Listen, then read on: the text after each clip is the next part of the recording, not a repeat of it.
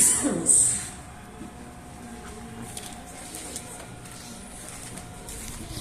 Primeiro livro do Salmo primeiro.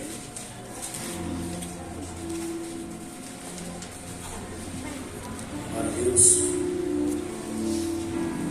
para os meus irmãos que se encontram nessa noite de hoje. Senhor, nosso Deus, a honra, glória e louvor para todo o Senhor.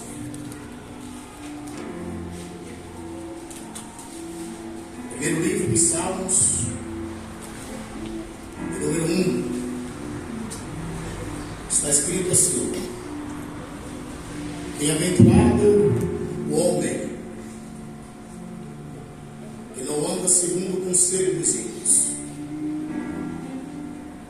e não se detém no caminho dos pecadores, e nem se assenta na roda dos escarnecedores. Antes, o seu prazer está na lei do Senhor. Na sua lei medita de dia e de noite. Ele será como árvore plantada junto aos ribeiros de águas, que no devido tempo dá seu fruto, cuja as folhagens não murcha, e tudo quanto ele fizer será bem sucedido ou prosperará em algumas nações. Os ímpios não são assim. São, porém, como a palha que o vento dispersa. Por isso os perversos não prevalecerão no juízo, e nem os pecadores na congregação dos justos. Pois o Senhor conhece o caminho dos justos, mas o caminho dos ímpios perecerá. Os irmãos sempre glorificando a Jesus. Aleluia, Deus. Glória a Deus.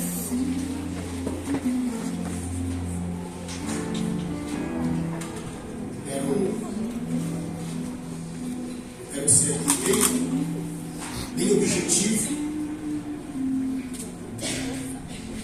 Prometo aos irmãos que não vou ser orgânico. Vai dar certo. Eu, para alguns irmãos, eu nunca aprendeu isso. Para piorar, o relógio foi embora ali. Ela vai dar bom. Meus irmãos, vem para cá. Vamos aprender a palavra do Senhor nessa noite. Os amados bem sabem que os salmos, eles são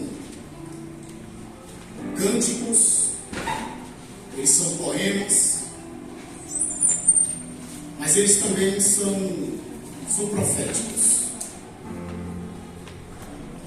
No meio dos hinários, mais conhecido como hinários de Israel, boa parte dos salmos, mas seja ele hinário, seja ele profético ou poético, sempre há uma palavra profética e um ensinamento do Senhor para as nossas vidas. E o primeiro salmo, ele não é diferente. O versículo 1 deste salmo nos diz que bem-aventurado é o homem, Deus abençoe, que não anda segundo o conselho dos ímpios, e nem se detém no caminho dos pecadores. Esse é o primeiro versículo que nós temos. Eu quero me ater em algo que, ao meditar, o Espírito do Senhor me fez observar essa palavra e me fez entender a compreensão de uma palavra que vai nos trazer um entendimento diferente desse nosso. A palavra é bem-aventurado. Que para nós, felizes, contentes, alegres, essas bem-aventuranças, ela aparece aqui em alguns salmos, mas ela também aparece no Sermão da Montanha, em Mateus capítulo 5, e também em Lucas capítulo 6, do versículo 20 em diante. Jesus vai falar acerca das bem-aventuranças e dos bem-aventurados. Mas essa palavra bem-aventurado, no Novo Testamento e no Velho Testamento, ela tem um significado bem profundo para as nossas vidas, bem complexo, e que vale a pena compartilhar com os irmãos. Essa palavra bem-aventurado, no grego, ela significa marcados, que dá a ideia de alguém espiritualmente próspero, de alguém afortunado ou plenamente satisfeito. Olha que maravilhoso isso. Então, todas as vezes que Jesus citou a palavra bem-aventurado no Novo Testamento, ele está dizendo que nele, em Cristo Jesus, alguém é espiritualmente próspero, espiritualmente afortunado e plenamente satisfeito nele. Tanto a expressão bem-aventurado, como aparece em Mateus 5, como eu já disse antes, quanto também em Lucas capítulo 6, versículo 20 em diante, todas as vezes que Jesus vai dizer sobre as bem-aventuranças, ele está passando uma ideia para a sua igreja, para os seus servos, para o seu povo. Vocês são, em mim, espiritualmente pleno, espiritualmente felizes e espiritualmente satisfeitos nele. Haja vista que se alguém é feliz, a felicidade, conforme as Escrituras nos mostram, ela não é meramente um estado, ela não é meramente uma fase de felicidade. A nossa alma, pastor Isaías, ela tem flechas de contentamentos. A nossa alma se regozija nas coisas que o mundo tem para oferecer a nós. A nossa alma se regozija em um presente. A nossa alma se regozija em uma porta aberta. A nossa alma tem contentamento em uma vitória, em uma bênção. Mas fora de Cristo, essas coisas, quando nós perdemos, aquilo que era felicidade se torna em tristeza. Porque o que o mundo e o seu sistema têm para oferecer não é contentamento pleno, não é alegria plena e nem satisfação profunda. São coisas passageiras. Foi falado aqui, quando eu entrei, o missionário Sânia estava ministrando através da oração, que aquele que ouve as minhas palavras e pratica, ele é comparado com um homem prudente que edifica a casa sobre a rocha, vem os ventos, rios, tempestades, a casa não cai, permanece firme. Por quê? Porque ela está sustentada em um alicerce que não tem uma fortaleza temporada, mas uma edificação profunda. Essa palavra bem-aventurado, no hebraico, que é o caso do texto que nós estamos lendo, Novo Testamento, sentido grego, plenamente satisfeito, espiritualmente pleno. Essa palavra bem-aventurado, no hebraico, ela tem como nome Hasher, que significa um homem que anda segundo a vontade de Deus. Aleluia! E ela também traz uma ideia mais profunda de que esse homem que anda segundo o conselho e a vontade de Deus, também ela nos traz uma ideia de uma felicidade que não vem da terra, mas ela vem do alto. Aleluia!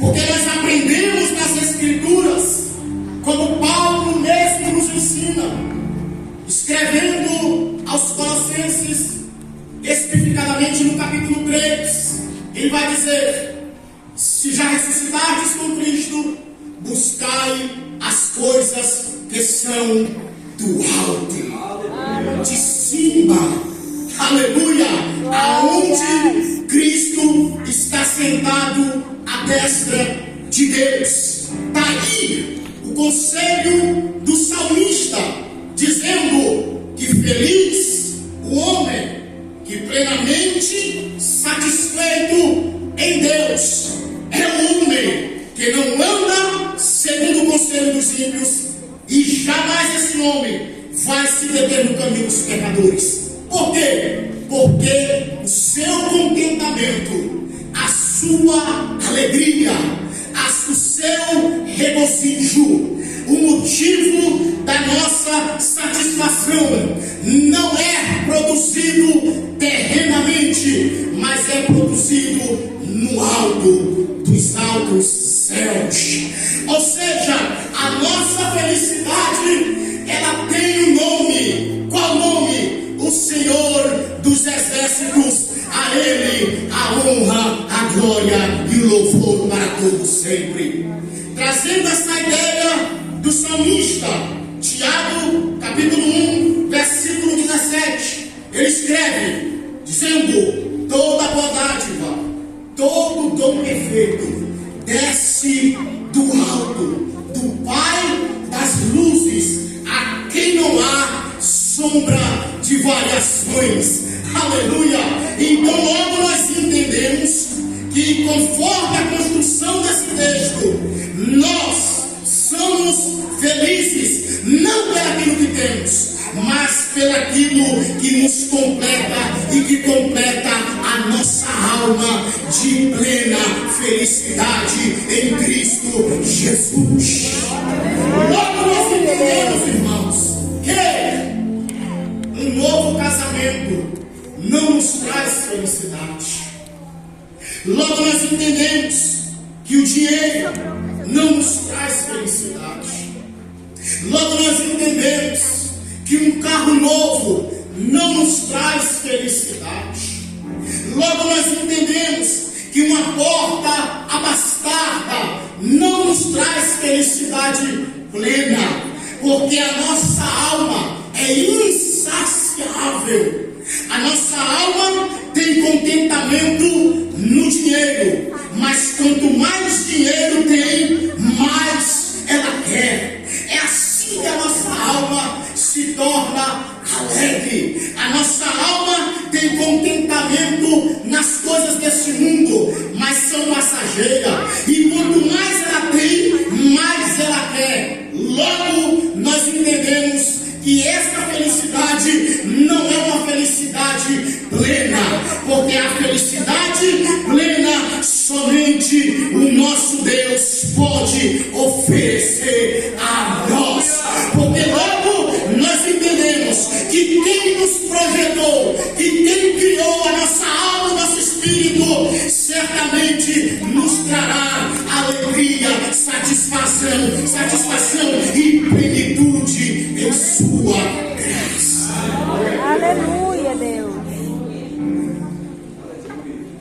Entendemos então que a nossa verdadeira felicidade está em Cristo. Porque verdadeiramente, pastor Isaías, Ele é a nossa paz que excede todo entendimento.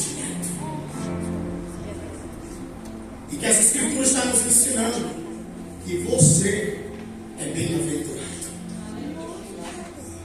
E nós somos bem-aventurados.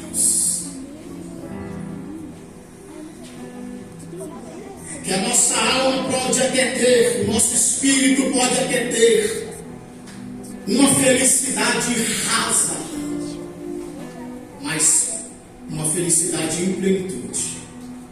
Somente o Senhor pode oferecer. Porque logo nós entendemos que nós viemos dele, fomos gerados nele. Então somente ele tem a verdadeira paz que excede todo o entendimento. Por isso que o salmista Davi, no ápice da sua humilhação, quando ele peca, quando ele cai, quando ele tem reconhecimento de pecado no Salmo 51, quando ele olha para tudo que ele tem, pastor Isaías, quando ele olha para o palácio, quando ele olha, foi cantado aqui nessa noite, quando ele olha para a coroa, quando ele olha para todos os ouros que tinha nos seus palácios, quando ele olha para todos os bens que o Senhor tinha concedido a ele, diante da presença e da graça do Espírito, todas essas coisas eram comparadas com esterco, porque precioso para a alma do salmista era a presença do Espírito. Ele mesmo declara isso: retira tudo de mim. Foi cantado nessa noite, mas a presença do teu Espírito, Senhor, não retires de mim. Quando Moisés também, entendendo que somente em Deus há providência, Moisés teve um particular com Deus. Deus olhou para Moisés, irmão Genival, e disse: Moisés, é o seguinte, esse povo é de duras cercas, coração obstinado, profanadores, são pecadores, e eu não tolero a rebeldia de Israel. A partir desse momento, tu vais caminhar com esse povo, a coluna vai, a nuvem vai haver maná e minha provisão continuará, mas somente a minha presença não vai. Moisés olha para o Senhor e diz: Senhor, jamais aceitarei isso. Ele não falou dessa maneira, mas eu estou aqui parafraseando, montando a resposta de Moisés: Senhor, jamais eu sairei daqui sem tua presença. A declaração de Moisés foi tão profunda, porque revelou o coração, aleluia, de Moisés, e deu para nós entendermos que a satisfação da alma de Moisés não estava naquilo que Deus estava providenciando. A satisfação e a alegria de Moisés não estava no maná, na provisão, na coluna, na fumaça, na comida, de dia e de noite, pois ele mesmo disse: sem a tua presença não sairei daqui. A alma de Moisés entendeu que só havia regozijo e alegria, satisfação plena na presença do Senhor. Aleluia, Deus. O salmista Davi vai dizer no Salmo de número 23: o Senhor é o meu pastor. E numa versão mais profunda no hebraico ele vai dizer: e de nada eu terei falta. O homem é pleno e totalmente satisfeito em Deus. Aleluia. Se nós estamos caminhando com uma sensação de que está faltando alguma coisa, não consigo ter alegria. Só falta esse emprego para eu me sentir feliz. Só falta essa resposta para minha alma se regozijar. Só falta essa vitória para eu cantar louvores ao Senhor. Se é alguma coisa, alguma situação que te falta e que faz a tua alma se angustiar porque você não tem, é porque você ainda está um pouco distante da presença do Senhor.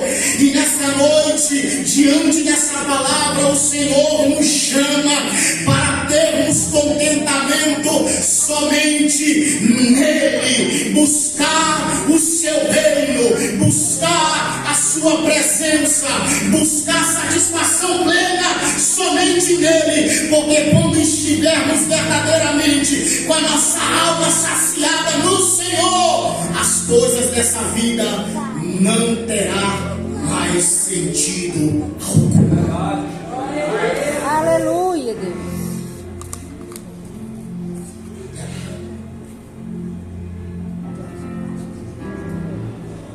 O apóstolo Paulo, ele escreve uma declaração em Filipenses capítulo 4, eu queria ler com os irmãos. O que é que ele escreve? Versículo 10: alegrei-me sobremaneira no Senhor. A primeira frase que o apóstolo Paulo escreve: alegrei-me sobremaneira no Senhor. Não foi no carro, no dinheiro, no trabalho, na satisfação do mundo. A alegria do apóstolo Paulo estava em Deus, no Senhor.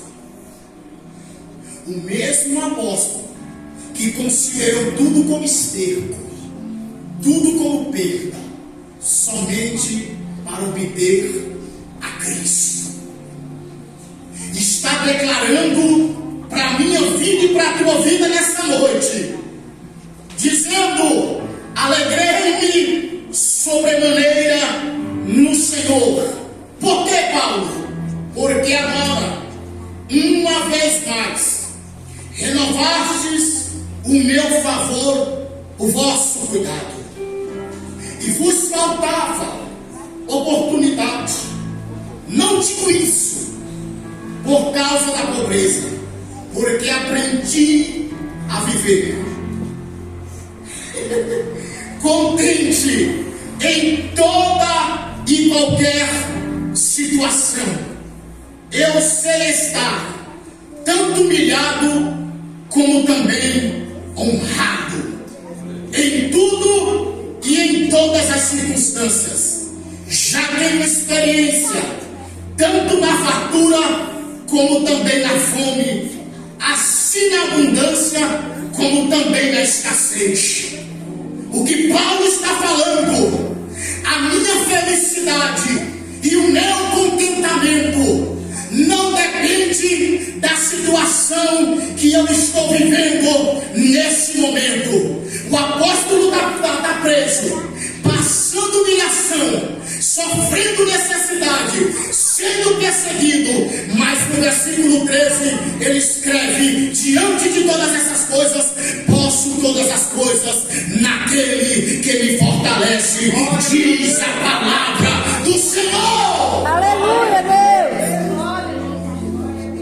O fortalecimento do Paulo, o contentamento dele e a alegria da sua alma estava em Deus. Somente em Deus.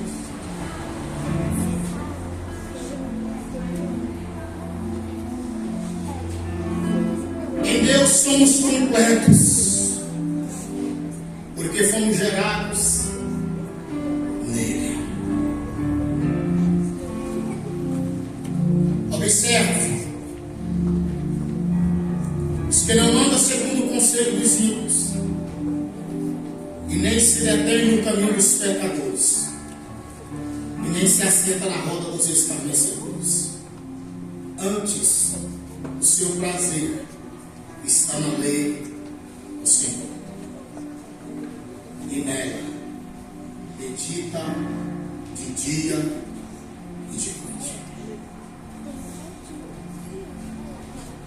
Quando o salmista diz que o seu prazer, sua alegria está na lei, ele não está falando apenas do conhecimento que aqui está registrado. Porque eu posso ler isso, missionária Sônia, mas eu não posso entender e guardar nada. Uma coisa é ler, uma coisa é meditar, outra coisa é meditar. Uma coisa é eu ler, e a outra totalmente diferente é entender. O que o salmista está falando meramente para mim e para você, não é acerca do conhecimento da Torá, que era a Bíblia para eles nesse tempo. Não era acerca daquilo que estava escrito ali. Essa frase no hebraico, ela dá a ideia, ele tem prazer e contentamento em praticar aquilo que nela está escrito. O que o salmista está revelando a nós é que ele tem prazer, é que ele tem alegria em praticar o que está escrito na lei. Em outras palavras, em praticar a justiça de Deus, em seguir os seus conselhos. Porque a palavra do Senhor, como diz o próprio salmista Davi no Salmo 119, ela é lâmpada para os meus pés e luz para os meus caminhos. Por isso nós aprendemos nessa noite que quem tem prazer na lei do Senhor não tem prazer e nem contentamento na transgressão e nem no pecado. Porque uma vez que essa lei é aplicada a nós, o propósito dela é transpassar o nosso coração e a nossa alma. O escritor aos Hebreus vai explicar melhor. Hebreus 4:12, a palavra do Senhor é viva e eficaz, mais cortante do que uma espada alguma de 2 gumes, e penetra na alma e no espírito, e ainda é apta para discernir pensamentos e desejos do coração. Eu amo essa expressão quando o escritor aos Hebreus vai dizer é viva e eficaz. Quer dizer que uma vez que eu medito nessa palavra, ainda que eu esteja morto, eu passo do meu estado de mortificado para vivificado, porque a palavra do Senhor tem poder para ressuscitar todas as áreas mortas da minha vida. Essa é a palavra do Senhor da nossa história. Nós olhamos para Ezequiel, a visão do vale de Açuceca, pastor Celso. Os ossos estavam esquecidos. A revelação era do povo de Israel, mortos em seus delitos e pecados.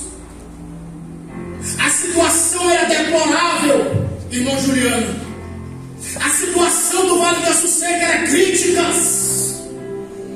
Eles estavam mortos, fadados a morrer espiritualmente. Mas Deus deu uma ordem para o profeta: profetiza sobre o vale de ossos secos. E a Bíblia diz que o profeta diz: então me levantei e comecei a profetizar. E quando a palavra é profetizada, os ossos voltam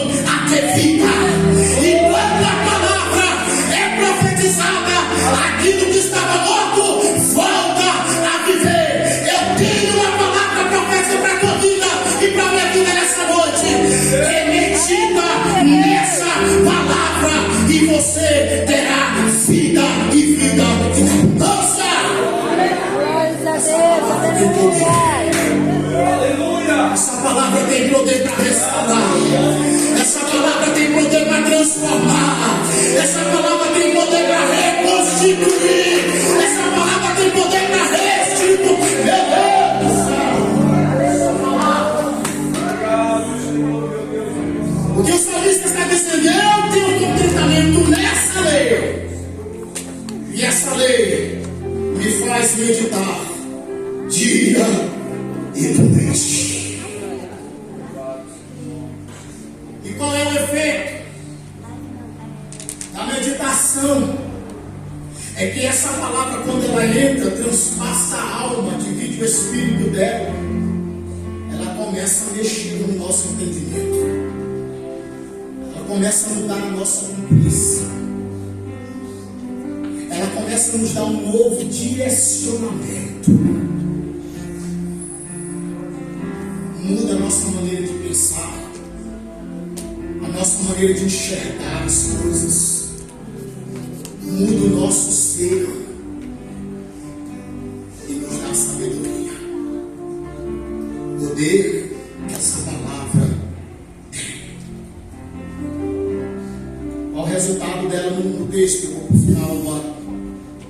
Os que meditam nela de dia e de noite será como uma árvore plantada junto aos ribeiros de água.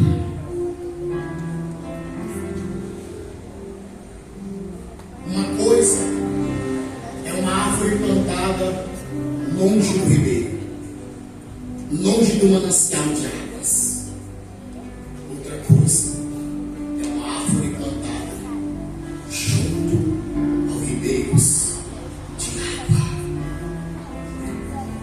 As suas raízes são alimentadas dia e noite pelos lençóis freáticos, dando vida e sustentabilidade para aquela árvore. O salmista está comparando que aquele que tem prazer, contentamento na meditação dessa palavra, o resultado é esse aqui. As suas raízes estarão fortificadas, alicerçadas e profundamente edificadas. Estudando uma vez sobre o cedro do Líbano, pastor, é a mensagem do Salmo 92. O cedro do Líbano crescerá nos átrios. O cedro do Líbano é uma árvore específica do deserto.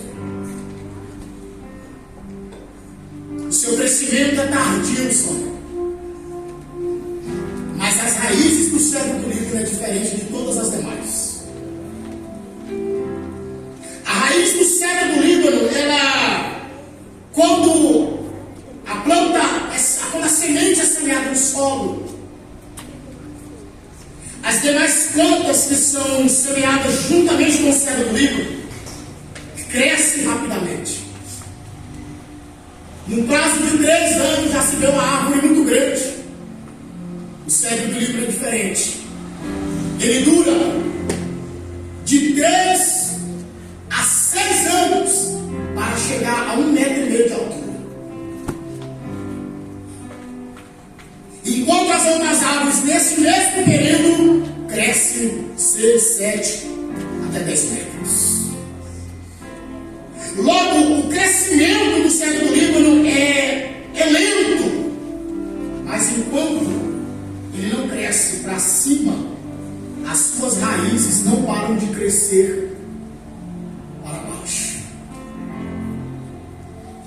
Qualquer árvore, biologicamente falando, quando chega em busca dos lençóis freáticos, quando ela chega em um solo rochoso, as suas raízes param. Ela encontrou ali uma barreira. O cedro do Líbano não.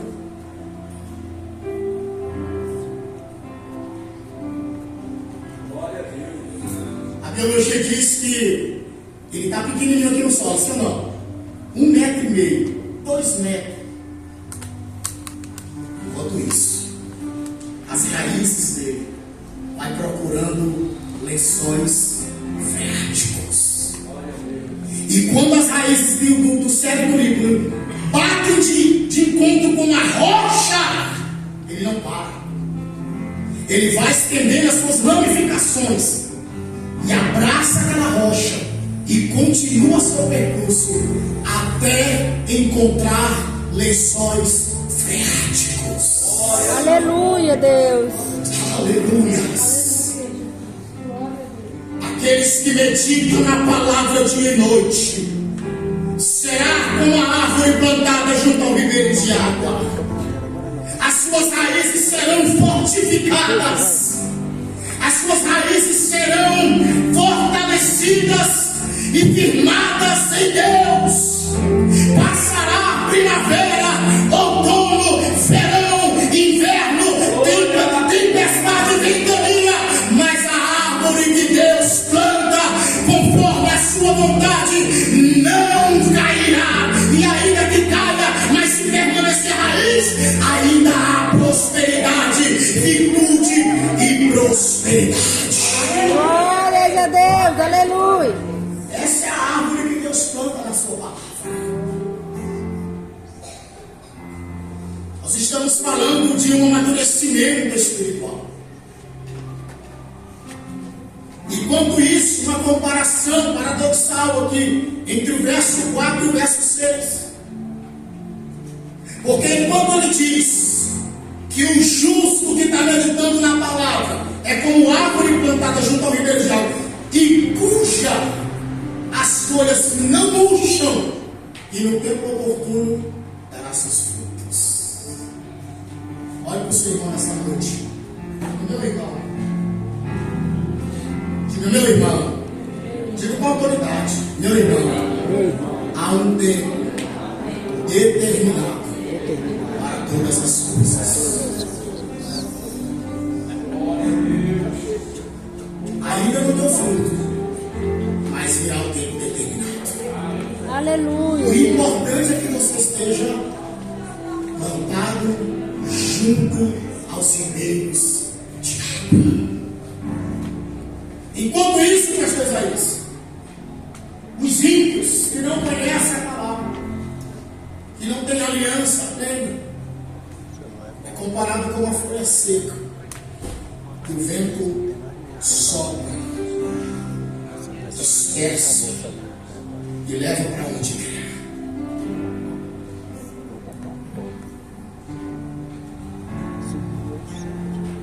Mas o que está meditando na palavra tem sustentabilidade. Não há como remover uma árvore facilmente, mas a folha, até um vento leva para onde quer. Porque a árvore que está plantada junto ao ribeiro de água tem sustentabilidade, tem raiz, tem tronco, e não sai do lugar que Deus plantou. Agora a folha é como a palha seca que o vento dispersa. Por isso Deus conhece o caminho dos justos, mas o caminho dos ímpios perecerá. Fique com a reflexão dessa palavra nessa noite. Fique sobre os seus pés em nome de Jesus. Aleluia, Deus, glória.